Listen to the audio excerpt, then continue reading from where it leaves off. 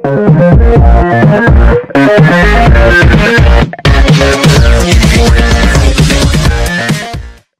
selamat pagi teman-teman semua. Salam sejahtera untuk kita semua. Ya, perkenalkan, tadi nama saya adalah Edi Kuswoyo. Saya di Aceh sebagai seorang penyuluh agama ya. Selamat pagi juga Bang Zulfikar. Salam kenal, Bang. Nah, di sini saya akan memberikan sedikit pemaparan tentang bagaimana sih moderasi beragama di dalam agama Buddha itu ya. Agama Buddha itu adalah agama yang berasal dari India dan berkembang sampai ke Indonesia pada saat ini dan juga berkembang di beberapa negara di dunia. Khususnya untuk di Indonesia, agama Buddha yang berkembang saat ini sudah beragam ya, sudah banyak sekali aliran, sudah banyak sekali sekte-sekte. Sebelum kami sebagai memoderasi untuk agama lain, ya menjadi seorang yang moderat, maka di dalam agama Buddha sendiri kita harus menjadi seorang yang moderat untuk aliran-aliran agama masing-masing ya. Karena di dalam agama Buddha saat ini sekte-sekte itu juga sangat banyak sekali. Nah, di sini guru agung kami yaitu Buddha Gautama sudah mengajarkan bagaimana sih moderasi beragama di dalam agama Buddha. Moderasi beragama dalam pandangan Buddhisme atau agama Buddha dan sikap agama Buddha untuk moderat itu bagaimana? Sebagai seorang Buddhis, kita kalau saya dikatakan bahwa ini di dalam Dhammapada dikatakan bahwa penakluk terbesar adalah orang yang dapat menaklukkan diri sendiri. Jadi di dalam agama Buddha, sebelum kita bisa moderat, kita harus bisa mengalahkan diri sendiri. Di dalam agama Buddha adalah ajaran yang mengajarkan tentang diri sendiri. Jadi bagaimana kita bisa berdamai dengan diri sendiri sebelum kita bisa mengajarkan kedamaian kepada orang lain. Jadi di Buddhisme, diri sendiri itu sangat erat sekali. Belajar untuk mengetahui diri sendiri, untuk mengalahkan ego dalam diri sendiri, itu harus diterapkan. Nah, di sini adalah bagaimana sikap Sang Buddha sebagai seorang yang moderat.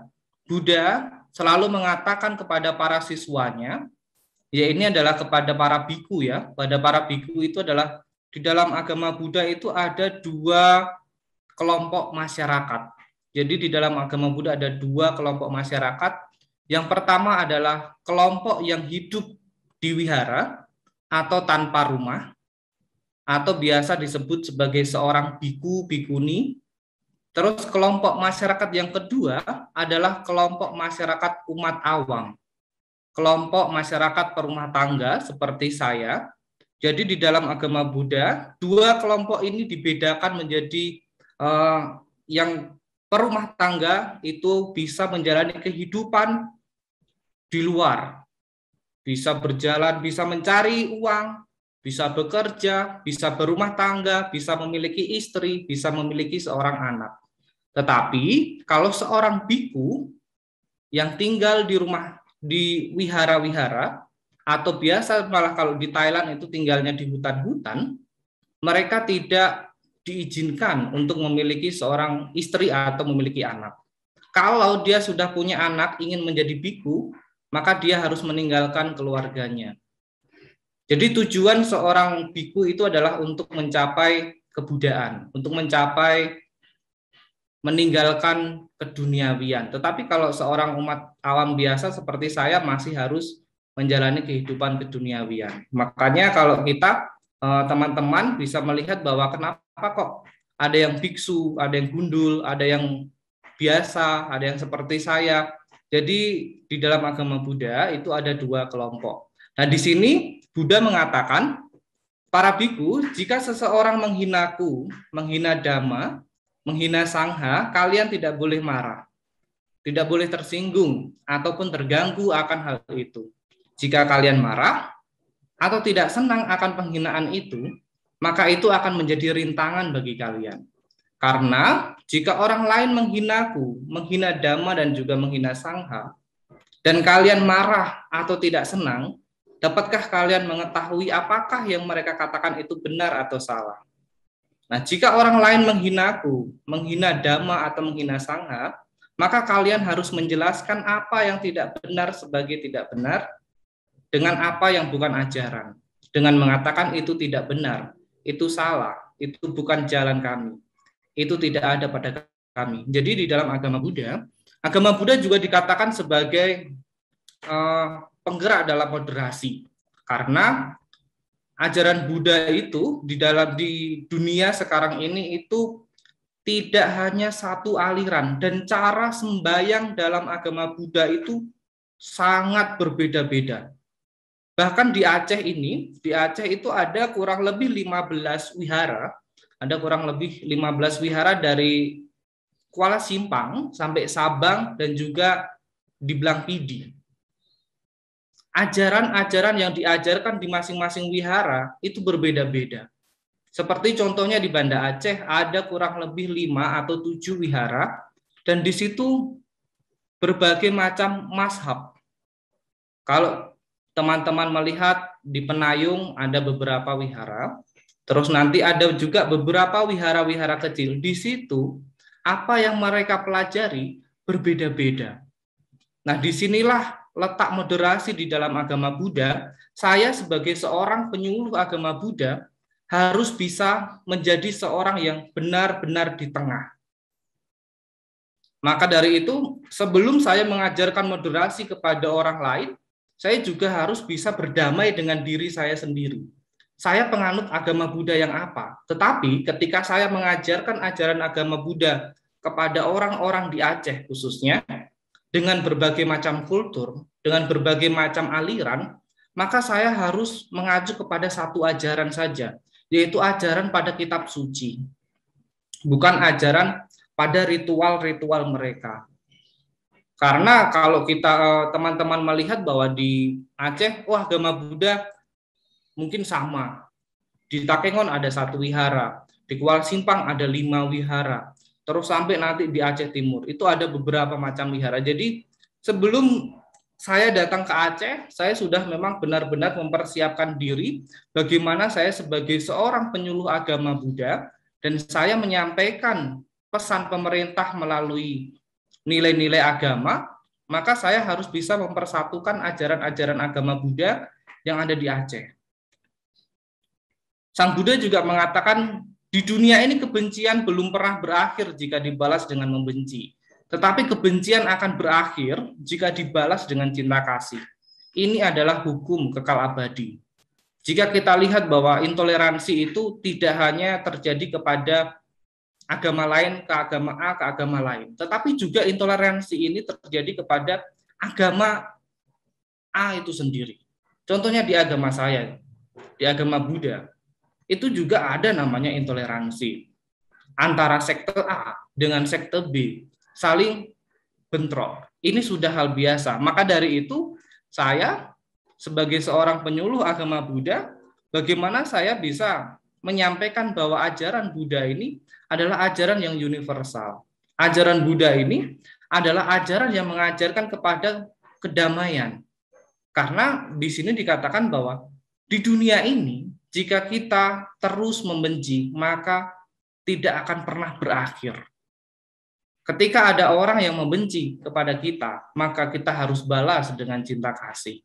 Ini adalah ajaran yang harus saya ajarkan kepada mereka semua, bagaimana ajaran Buddha itu bisa berkembang. Nah, saya juga di sini sebagai seorang pemuda yang selalu mengkampanyekan moderasi beragama, saya memang belum gencar untuk mengkampanyekan moderasi beragama untuk lintas iman, tetapi masih ada selalu saya kampanyekan. Tetapi saya masih mengkampanyekan moderasi beragama itu antar umat beragama, antara agama ini sendiri, hanya untuk agama Buddha dulu. Karena memang di Aceh ini ya saya katakan bahwa Buddhisme di Aceh ini beragam. Meskipun orangnya sama ya, orang-orang Tionghoa. Yang Jawa cuma saya sendiri ya. Cuma saya sendiri yang Jawa di sini. Jadi saya sebagai orang Jawa datang ke Aceh mengajarkan ajaran Buddha, kepada mereka, ya ini memang sebuah tantangan besar bagi saya. Dari tahun 2014 sampai sekarang, saya sudah mengajarkan Dharma di mana-mana. Dulu di awal saya tahun 2014 saya masuk itu di Lok Sumawe ya. Saya di Lok Sumawe. Di Lok Sumawe juga beragam ya. Mereka yang beragama Buddha juga memiliki beberapa aliran. Maka dari itu, ajaran Buddha yang penuh cinta kasih ini selalu saya terapkan. Untuk menjadi seorang pemuda yang moderat, juga kita harus menerapkan namanya ajaran cinta kasih. Di dalam ajaran agama manapun, cinta kasih itu sebagai dasar dalam agama. Tidak ada dasar agama itu membenci, tidak ada. Maka dari itu, ajaran yang namanya cinta kasih ini, cinta kasih bukan hanya cinta kasih kepada sesama, tetapi cinta kasih yang universal. Kalau di dalam ajaran Buddha, cinta kasih itu diberikan bukan hanya kepada sesama manusia, diberikan kepada semua makhluk. Di dalam agama Buddha ada 31 alam kehidupan. Makanya di dalam agama Buddha itu banyak orang Buddha itu ada yang tidak makan daging, ada juga yang makan daging. Nah, ini juga menjadi sebuah perdebatan. Ini juga menjadi sebuah perselisihan. Mungkin teman-teman menganggap bahwa orang Buddha itu harus vegetarian. Mungkin anggapan kalian itu salah. Terus ada lagi yang mengatakan orang Buddha itu tidak vegetarian. Di dalam kalangan agama Buddha saja, vegetarian dan non-vegetarian itu saja, mereka menganggap orang yang vegetarian itu salah. Lalu ada orang yang menganggap orang yang non-vegetarian itu salah, tidak melakukan ajaran Buddha. Nah, disinilah peran saya sebagai pemuda dan juga sebagai penyuluh agama, bagaimana membenarkan ajaran agama ini sesuai dengan ajaran yang benar-benar ajaran Buddha, dengan cinta kasih.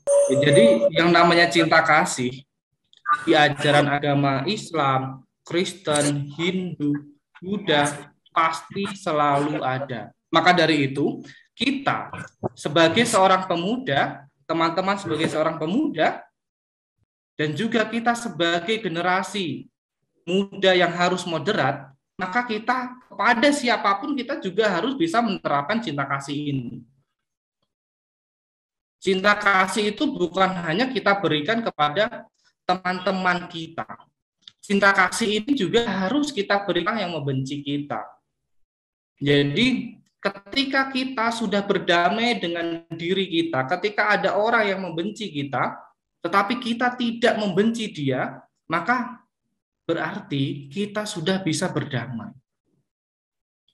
Ajaran cinta kasih yang universal adalah ajaran yang harus kita pakai ya, yang harus kita gunakan. Ketika kita menjadi anak-anak yang moderat, menjadi pemuda yang moderat, ketika kita melihat sesuatu yang berbeda, maka kita harus bisa melihat dari sisi lainnya. Ketika kita menganggap sebagai sesuatu yang berbeda, sebagai sesuatu yang salah, maka kita bukan sebagai pemuda yang moderat. Kita harus bisa memandang bahwa sesuatu yang berbeda itu adalah indah, sesuatu yang berbeda itu adalah sangat menarik. Kita harus tahu bahwa perbedaan itu indah. Maka dari itu ketika kita sudah tahu bahwa perbedaan itu indah, maka kita harus menyebarkan yang namanya cinta kasih. Cinta kasih adalah cinta kasih yang universal. Kalau di dalam agama Buddha, Buddha juga mengatakan mereka tidak tahu bahwa dalam pertikaian mereka akan hancur dan musnah, tetapi mereka yang melihat dan menyadari ini damai dan tenang. Kehancuran dunia itu ya terjadi memang karena pertikaian. Tidak ada pertikaian yang membawa kepada kedamaian. Di negara manapun semua orang menginginkan namanya kedamaian dan ketenangan. Tetapi kedamaian yang bagaimana dan ketenangan yang bagaimana? Pertikaian ini terjadi karena diri sendiri. Diawali dari diri sendiri. Kalau diri kita sendiri ini tidak memiliki namanya cinta kasih, ya berarti kita mengajarkan yang namanya kebencian. Ketika kita sudah memiliki kebencian kepada orang lain, maka kepada siapapun kita akan melihatnya sebagai benci. Maka dari itu ya ketika kita melihat sesuatu yang berbeda, kita harus memiliki dengan hal yang namanya cinta kasih. Di dalam agama Buddha, yang namanya moderasi, sebagai orang Buddha, saya menerapkan namanya malu dan takut. Kami sebagai umat Buddha menerapkan dua prinsip ini. Prinsip malu dan takut. Malu berbuat jahat dan takut akan akibat perbuatan jahat. Kami sebagai umat Buddha, dua prinsip ini harus benar-benar kami miliki. Ketika kami sudah malu untuk berbuat jahat, maka ketika kami ingin berbuat jahat, enggan.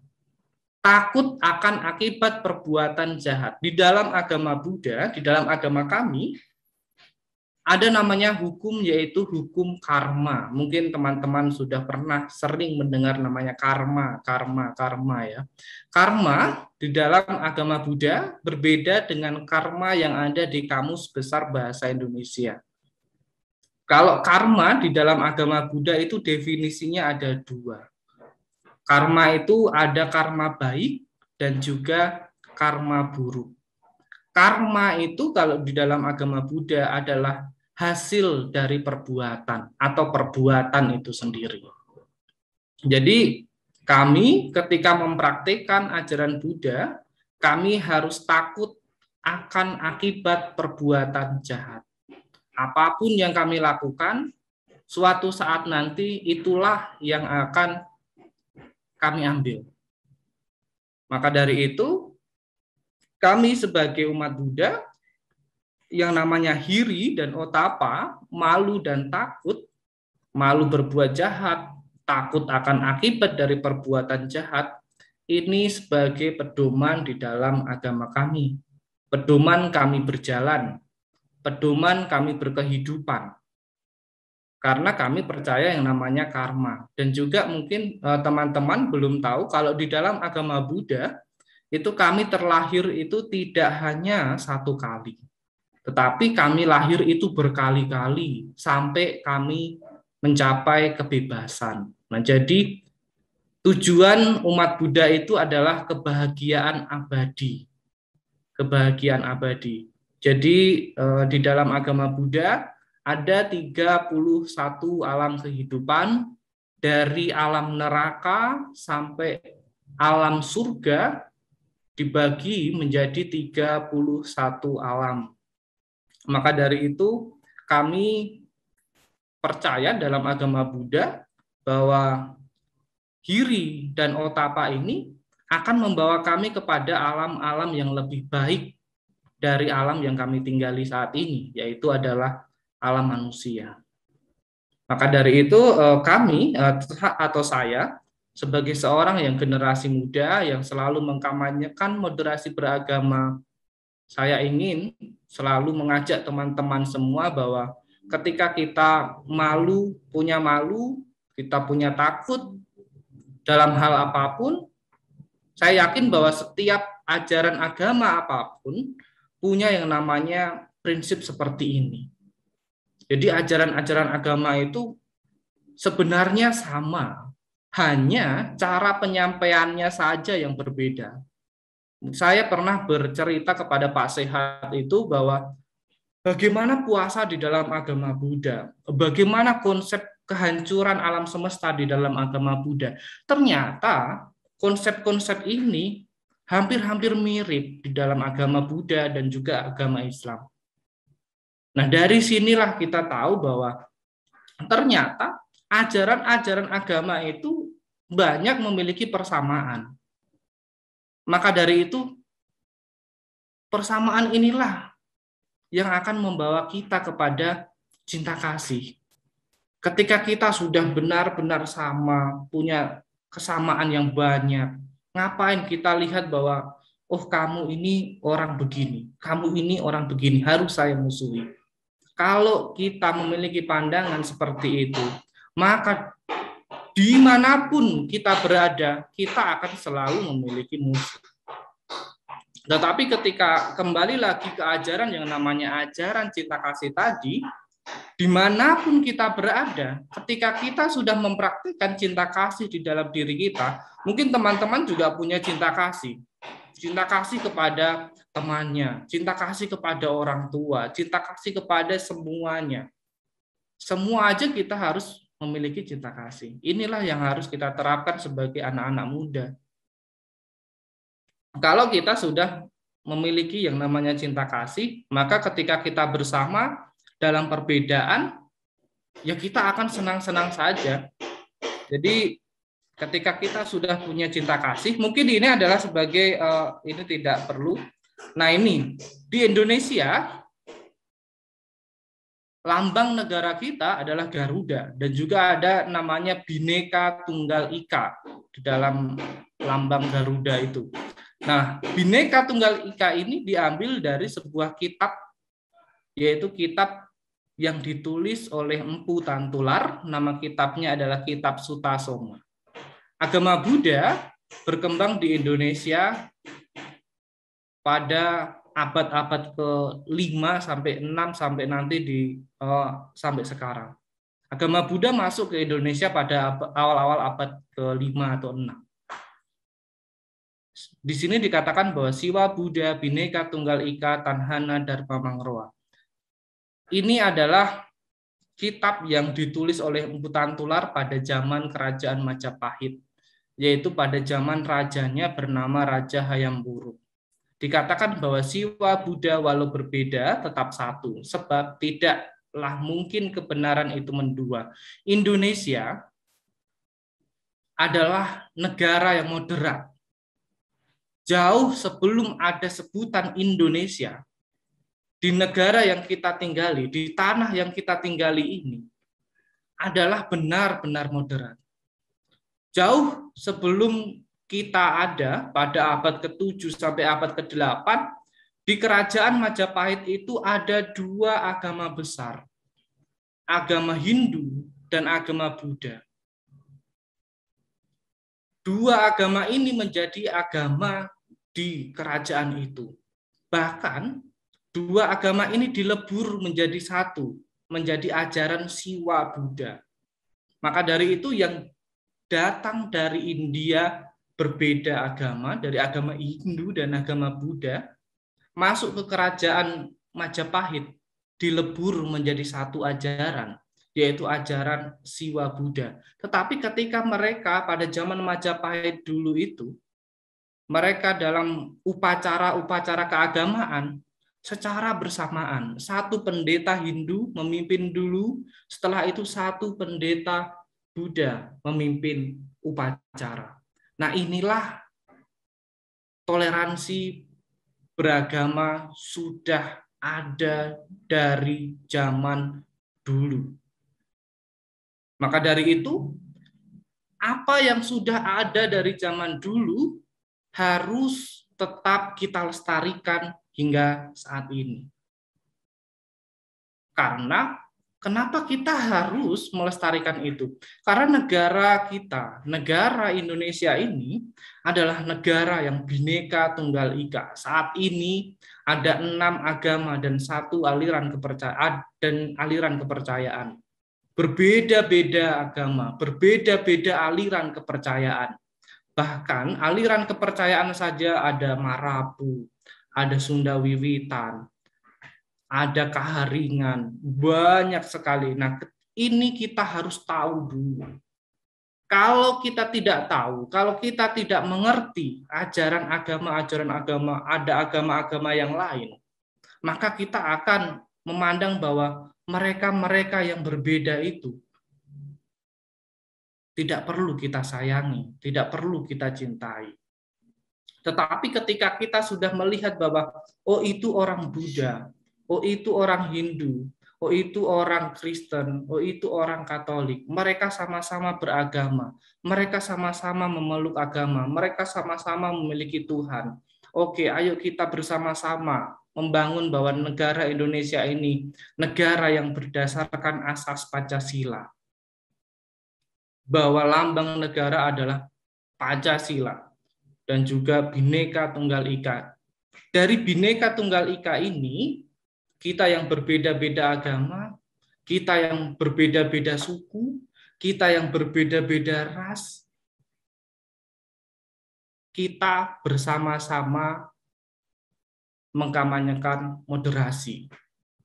Kita hidup yang moderat, menjadi anak-anak muda yang moderat, menjadi anak-anak muda yang mampu mengkampanyekan bahwa kebersamaan itu indah, perbedaan itu indah. Jadi ketika kita sudah bisa bersama-sama dan mengkampanyekan bahwa moderasi beragama ini adalah harus kita gunakan di dalam Indonesia. Karena kita berbeda, tetapi meskipun kita berbeda, kita memiliki banyak kesamaan, yaitu kita sama-sama makan nasi. Nah, ini tadi sudah. Kalau di dalam agama Buddha dikatakan, jauhkanlah fitnah sepanjang hidup. Kita semua pasti di dalam agama apapun, fitnah itu pasti adalah tidak baik. Jadi ketika kita tidak tahu, lebih baik kita tanya, daripada nanti sebagai kalau kita tidak tahu, lalu kita kasih tahu yang salah. Itu adalah sebagai sesuatu yang menjadi akar dari permasalahan, akar dari perselisihan, akar dari pertikaian. Karena apa yang kita sampaikan salah, lalu itu akan menjadi sebuah masalah. Kontribusi agama Buddha dalam moderasi beragama. Ya, kontribusi dalam agama Buddha itu dikatakan sebagai cerminan di dalam moderasi beragama. Karena di dalam agama Buddha itu kami mempunyai 3 hal yang menjadi prinsip untuk mempraktikkan ajaran Buddha. Praktik dalam ajaran agama Buddha adalah janganlah berbuat jahat, perbanyaklah kebajikan, bersihkan hati dan pikiran. Setiap agama memiliki ini. Setiap agama, janganlah kamu berbuat jahat, banyaklah berbuat baik, bersihkan hati dan pikiran. Nah, jadi jika semua agama, semua aliran, semua kepercayaan mempraktikkan 3 hal ini, jadi mana yang harus kita tentang? Tidak ada ajaran agama manapun yang mengajarkan berbuatlah jahat. Tidak ada.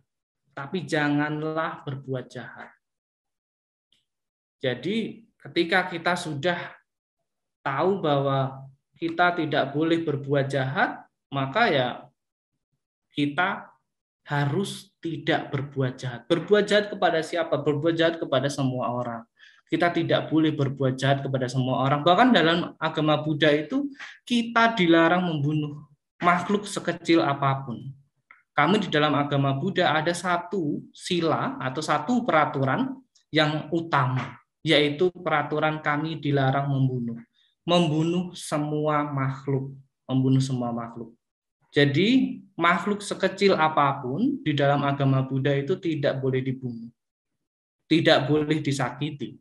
Jadi kami sebagai umat Buddha, kami harus terus mengkampanyekan bahwa moderasi beragama, dan kami juga harus terus memberikan bahwa ajaran Buddha ini adalah ajaran yang penuh cinta kasih. Jadi ketika ajaran Buddha adalah ajaran yang penuh dengan cinta kasih, maka saya sebagai seorang penyuluh agama Buddha dan juga sebagai rekan-rekan kalian yang ada di sini, maka mari kita bersama-sama sebagai generasi muda, marilah kita praktekkan cinta kasih. Jadi ketika kita sudah punya cinta kasih, pasti semua punya cinta kasih.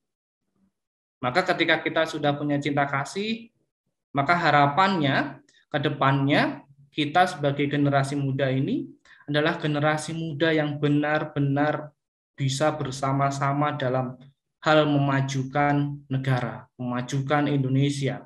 Ketika kita sudah mampu melewati sekat-sekat agama, ketika kita sudah mampu melewati sekat-sekat agama, dan ketika kita sudah mampu berdamai dengan diri kita sendiri, maka kita bisa menjadi seorang generasi muda yang moderat. Tapi kalau kita belum tahu ajaran agama kita sendiri, maka ya kita belum bisa menjadi seorang yang moderat. Terkadang ketika kita belajar agama kita hanya setengah-setengah, maka ajaran yang kita praktekkan itu ya akan membawa musibah. Maka dari itu, ketika kita mempraktekkan ajaran agama kita, ya marilah kita praktekkan ajaran agama kita yang benar-benar. Jadi ketika kita sudah benar-benar mempraktekkan ajaran agama kita masing-masing, mari kita bersama-sama keluar bersama-sama membawa ajaran agama kita yang memang benar-benar. Semua agama pasti memiliki cinta kasih. Semua agama pasti mengajarkan cinta kasih. Semua agama pasti mengajarkan janganlah berbuat jahat. Ayo banyak berbuat baik. Maka ketika semua agama, semua aliran kepercayaan mempraktikkan itu, maka apapun perbedaannya tidak perlu kita tentang. Apapun perbedaannya, ya mari kita bersama-sama merangkul kita semua bahwa negara kita ini adalah negara Indonesia. Jadi saya di sini sebagai rekan-rekan kalian mengajak teman-teman semua bahwa kita sebagai generasi muda, mari kita semua bersama-sama mengkampanyekan moderasi beragama ini. Kita kampanyekan secara bersama-sama. Karena anak muda adalah semangatnya sangat luar biasa. Anak muda mau belajar agama pasti masih sangat panjang. Maka dari itu mari kita bersama-sama belajar untuk menjadi manusia yang benar-benar manusia. Kalau kita sudah menjadi manusia yang benar-benar manusia, maka kita akan menjadi manusia yang memanusiakan manusia. Itu saja yang bisa saya sampaikan. Terima kasih.